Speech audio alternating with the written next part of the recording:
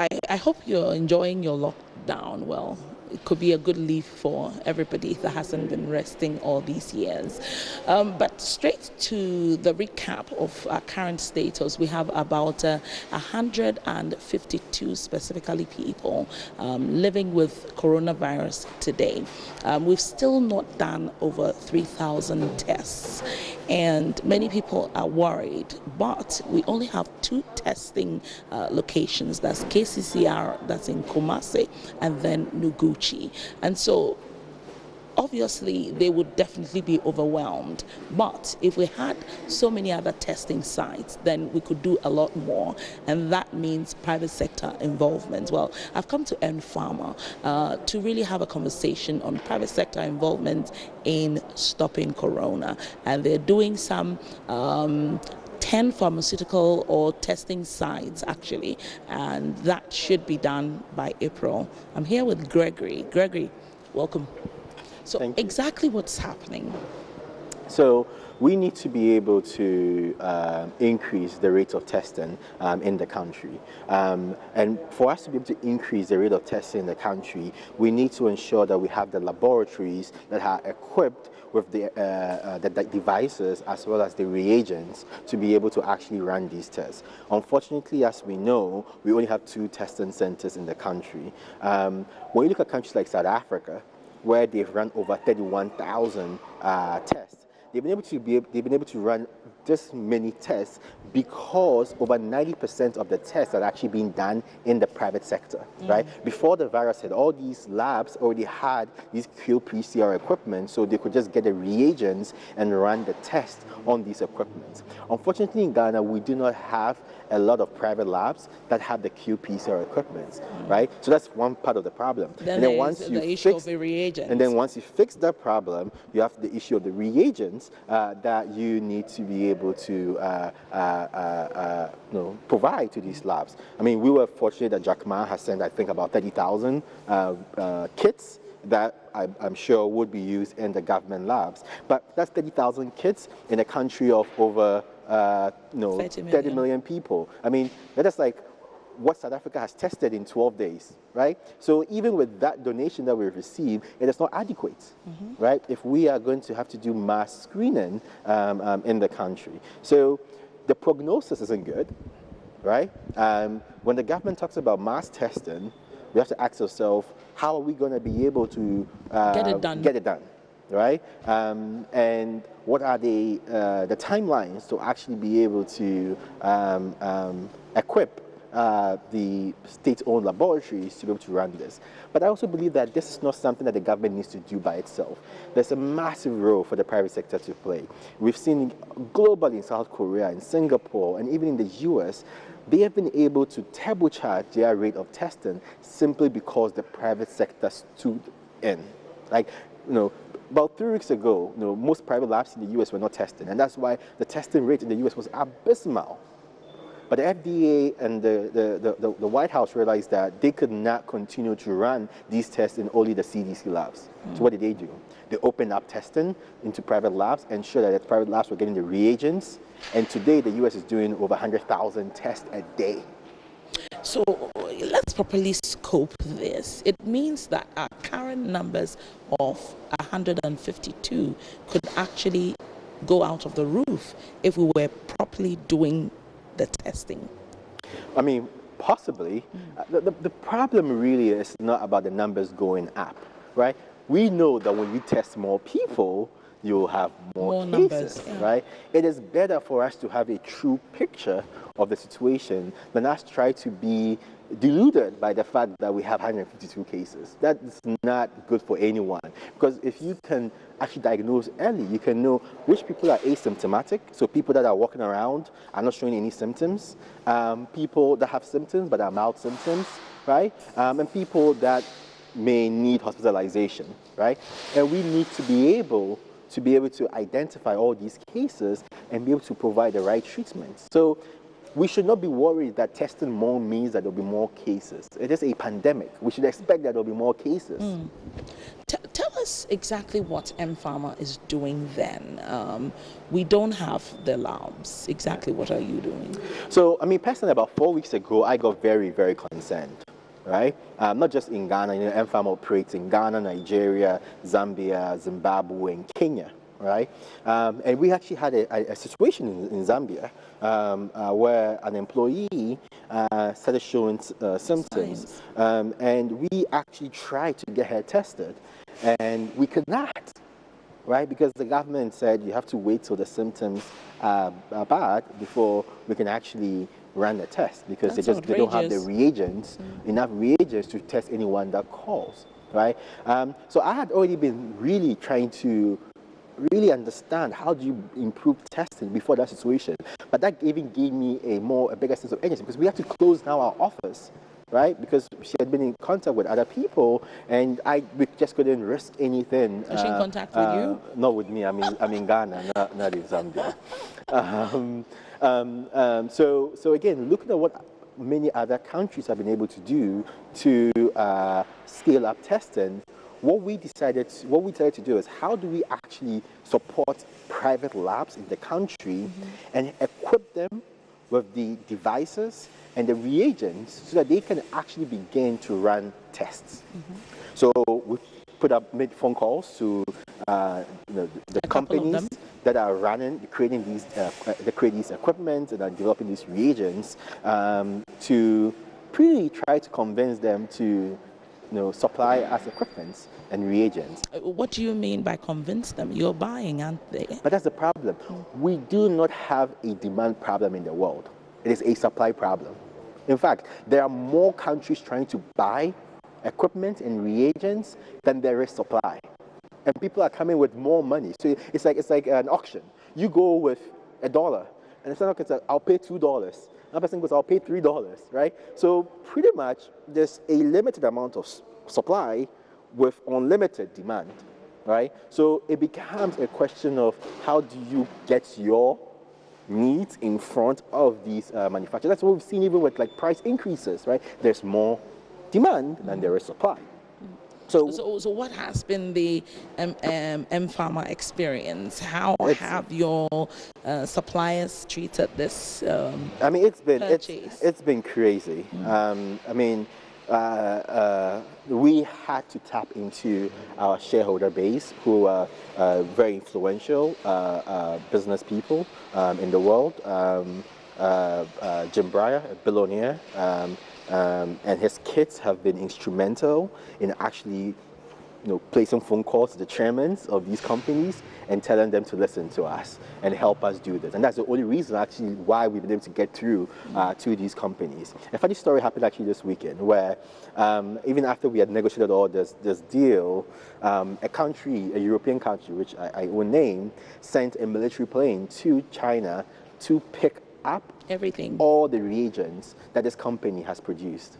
Every single reagent, this country bought it and took it back to their home country. This tells you the demand is really high. The race for supplies. But I think being able to tap into our global network that we built has helped us be able to secure the equipment. How much is it costing, and how many are you buying?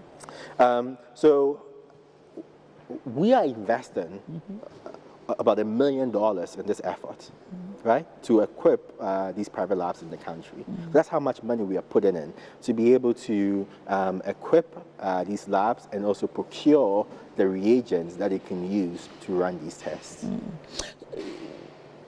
Where is it now? Where are the equipment? Are they in town? Where have they reached now? Looking at how the airports have been closed and all that. So, as you rightly said, moving cargo has been one of the big hurdles, not just in Ghana, but globally, because a majority of cargo actually is transported through the belly of passenger planes. So when you cut human traffic down, there's not enough capacity to move goods. So currently, what we did, working with the manufacturers and the FDA, is we placed an initial request just to see how we could test the whole shipping system, right, and make sure that the equipment can come in not damaged in the right conditions. And we've also placed then the second order for the bigger order. So we are hoping, we've been on the phone with our shipping agents, and they are trying to ensure that the cargo leaves China tomorrow. And if that happened, then we expect to be able to receive the first shipment next week, by next week, Thursday. And we are this week putting in the second order for the much bigger stock. And that would allow us to obviously use the same process to make sure they come in on time. Our goal is that by the end of April, if we're able to sort out the transportation issue, by end of April, we should have about 5 labs up and running in Ghana, and then by mid-May, about 10 fully running. So once this gets to town, what are the expectations that people should walk into these labs themselves to be tested? No, that's not the expectation. Obviously, that would just create more demand than is necessarily needed. What we want to be able to do, having these private labs, is that now doctors anywhere that are identifying potential case symptoms of people showing potential symptoms can write a prescription for you to go get tested in a lab.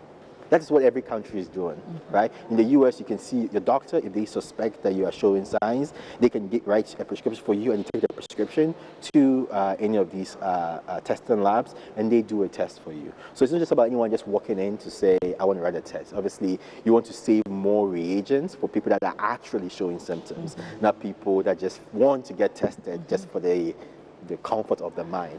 So that's sort of the protocol that we are trying to put in place. But what this means is that there's going to be excess capacity, that more doctors who are seeing patients show symptoms can be able to prescribe for them to go into any of these labs to get tested.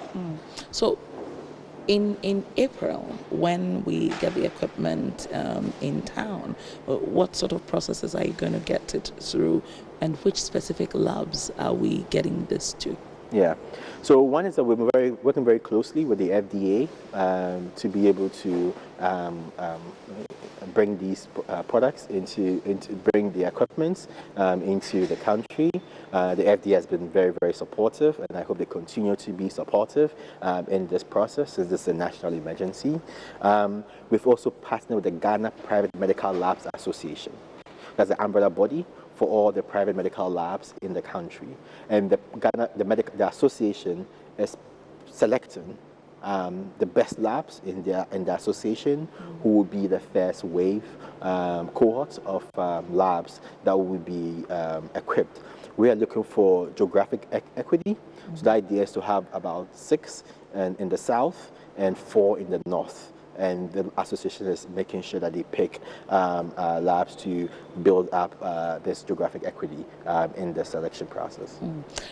If people get to go to these labs to use the facilities there, how long would it take for them to have some results? Yeah, I mean, I think we've seen amazing medical developments in the last few weeks. I think it just shows when as a human race, when we are tested, we rise to that challenge. And a lot of companies have really created tremendous technologies that are advancing this. Abbott just you introduce a new device that can be placed in a doctor's office, and in 5 minutes you can get a diagnosis. Wow! Right. So it's amazing. The kits, the equipment that we're bringing in, will be able to run up to 150 tests a day on the smaller versions from Sunshare, and on the bigger versions can run up to 500 tests a day. We expect results to be available in 2 hours. Also from the New York Times, that some articles that I've read before coming, one of the things that came up was the issue of standards and the fact that China, which has become their hub for production, is actually overwhelmed with the kind of standards and the rate at which people want to create stuff and keeping up with the pace. What sort of standards did we require before getting this in? Yeah. So I think there are two issues at hand here. One is that beyond the lab test, which is sort of the gold standard, right? And there are reputable companies that are building these tests. There's also been a race to create rapid tests, right? Which can tell someone if they've had an infection.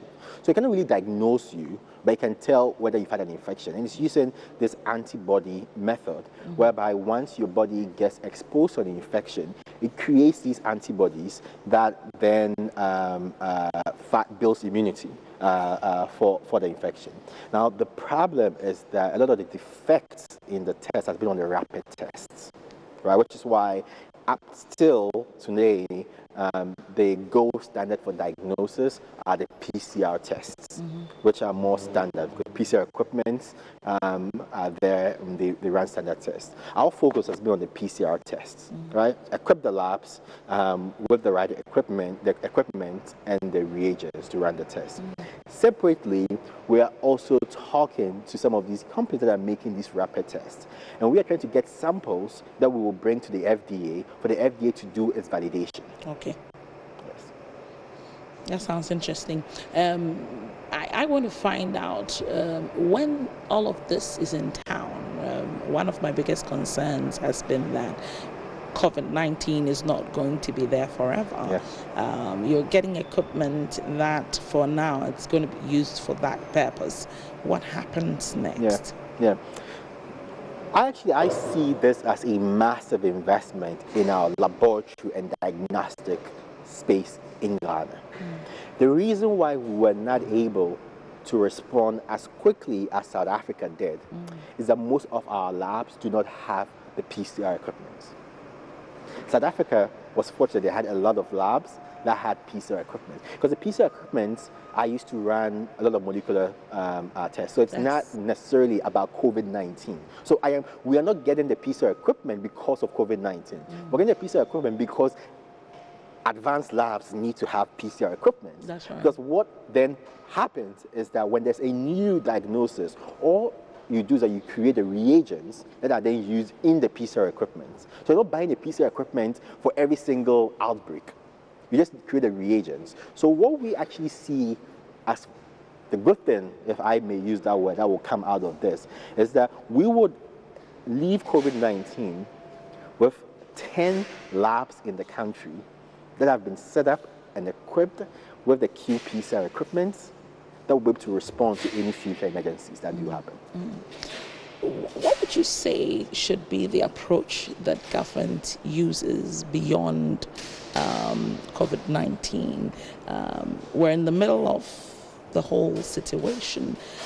What can they plan now to have a ripple effect when all of this is over for the health sector in terms of investments? I mean, one of the things I think was a missed opportunity was that when Ebola happened, that should have been a wake-up call for us to make the needed investments. We need not wait for crisis to panic and then be reactive. So I hope that whatever investments that we are making today is not just as a reaction to COVID-19, but it is part of a much more overarching strategy to say we need to fortify our health system. We should not be buying face masks because of COVID-19. We should buy face masks because we need face masks in our health system. We should not be buying PPEs because of COVID-19. We need to buy PPEs because we need PPEs in our healthcare ecosystem, right? Like COVID-19 is a byproduct of a much bigger conversation that we need to have in the ecosystem. I also see that as a wake-up call for the government to, or the Ghana Health Service to be more engaged with the private healthcare sector. The government can't do it alone. right? They just don't have the capacity and the resources to do it alone. And I think now is the time to be working with private hospitals, helping them set up ICU units. I mean, I was told that, I don't know, I've not confirmed this, but we don't have more than 100 or so ventilators in the country. Yes, that's true. Less than that. I mean, 40 of them. I mean, if we have 1,000 people having respiratory issues, how are we going to decide who gets a ventilator and who doesn't get the ventilator? You know? So there's a big role for the government to play. The government as a payer, I think, can inspire confidence in the private sector if it puts in place payment guarantees, which says, you know what, private sector, make the upfront investment. We will guarantee you that when we use that service, we will pay you on time. That would inspire confidence in the private sector to make the investments like we are doing to equip labs in the country to be able to respond to COVID-19 and any other future emergencies that we see. In the industrial sector, just when this happened, we quickly started manufacturing hand sanitizers. I found that not really exciting, but well, we were already there. You've been in the medical field, exactly what should we be strategizing on when it comes to manufacturing, especially in the health sector? Yeah, I mean, making hand sanitizer was the least we could do. If we could not do hand sanitizers, then we were doomed as a nation, because it's the most basic thing that you can create in the market. I'm actually very excited about what Ethiopia has been doing in its pharmaceutical manufacturing side. A couple of years ago, Ethiopia created a manufacturing-free zone for pharmaceuticals, and it guaranteed private companies, manufacturers, that if you came in to set up a manufacturing plant in this free zone, we would provide you up to 70% of the capital you need in interest-free loans. Right? Because they wanted to turbocharge the manufacturing sector, right? I mean, unfortunately, we are still very reliant on imports. I mean, a lot of the products you see over here are imported, right? If we can be able to provide the right incentive structure to attract global manufacturers to set up bases here, then we can begin to improve our reliance. One of the things that was actually a very big concern for me, outside testing, which is why you see a lot of boxes over here, because we've been able to secure enough stock that can take us for 6 months in case there are any shortage issues in the market. One of the things that was a very, very big concern to me was that as the cases rose, a lot of countries became very protective of their sector, because they said we cannot be exporting if we would need it. So India, for example, placed a ban on 26 essential medicines. Germany did similar. In fact, when the whole hand sanitizer situation took place in Ghana and there was panic, I mean, we never price gouge, right? So I called a manufacturer in Egypt to help us manufacture about 200,000 bottles of hand sanitizers. We got that done. The next day, just before they would have shipped it, the Egyptian government placed a ban on exporting hand sanitizers from the country because they said we needed in country, right? So I see this happen, and it will continue to happen if you continue to see pandemics come up, that every country would want to protect its own. So when that happens in Ghana, what do we do when we are reliant on over 90% on our medicines coming from other countries? It's actually 70%. 70%? Yes. Okay. So you would like to see governments provide some guarantees for people that are manufacturing. You'd like to also see that they get some level of loans to be able to run this. Apart from... That's in the educational sector. We need to really begin to upskill our pharmacology. You found gaps? I mean, when we want to do manufacture, we need to be able to have the engineers and the scientists. I find a lot of people coming from India in most of the companies that are doing manufacturing. Yeah. At least you will find one Indian person in the pharmaceutical sector. Because India sector. is the pharmacy of the world, right? So we need to have the talent base. So that means that we have to look back at our educational system and ask, are we actually producing the type of talents that would allow us to become a manufacturing economy when it comes to pharmaceutical production. We've been touting that we want to be a pharmaceutical hub on the continent, and if not, at least in West Africa. You've traveled around, you have businesses around. Is this a joke, or you think it's a good dream. Yeah. I mean, I think it's a good dream that we have. I just want to see more actions being taken.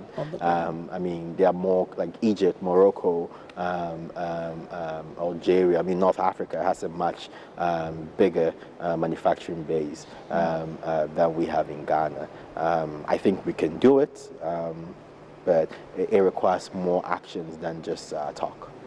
I mean, finally, we've been joking about people getting pregnant when because of the lockdown, and you have prepared here at MFARM. Tell me how you've prepared. I mean, we are always prepared when it comes to sexual health and reproductive health. But obviously, with any lockdown, people are staying at home. You have plenty of time on their hands. Plenty on hands to do a lot of different things. But what's actually more serious? There was actually a report last week that actually showed that one of the world's 5 biggest manufacturers of condoms has actually had to pause production in Malaysia, one of these countries in Southeast Asia, and there's a deficiency of about 100 million condoms, right? So actually, we may actually be getting another issue at hand with a shortage of condoms in the market when you have one of the world's biggest condom makers not being able to produce condoms in their manufacturing plant because of the lockdowns that are in effect. So, I mean, on our side, we are making sure that in a couple of months, if need be and people need to get tested, that we have the test kits available that they can use. Okay, thank you very much, Gregory. And well, there we have it. We've got to just prepare as a country. We've got to make the manufacturing side work. We have over 30 manufacturing companies in the pharmaceutical sector, and our expectation is that government will make these people work and expand so that we're able to hold the capacity in terms of any emergency. And not just that,